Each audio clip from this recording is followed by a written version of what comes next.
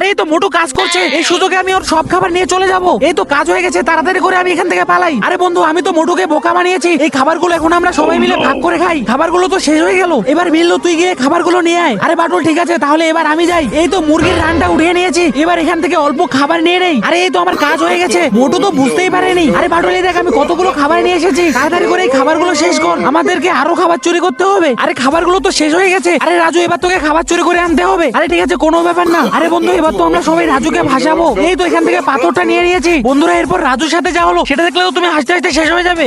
এটা দেখার আগে বন্ধুরা, তোমাকে যদি বলা হয় একদিকে সামান্য কিছু টাকা, অন্যদিকে মা, তাহলে তুমি কোনটা বেছে নিবে? তুমি যদি মাকে বেছে নাও তাহলে ভিডিওটি লাইক করে চ্যানেলটিকে সাবস্ক্রাইব করে দাও, আর কমেন্টে অবশ্যই মা লিখে যাবে। আরে এই তো আস্তে করে খাবারগুলো তুলে নেই। এই দেখ এবার আমি কি করি। এই নে। আরে আরে এটা কি হলো? আমার খাবার কে চুরি করছে? আরে ওরা তো আমাকে ভাসিয়ে দিল।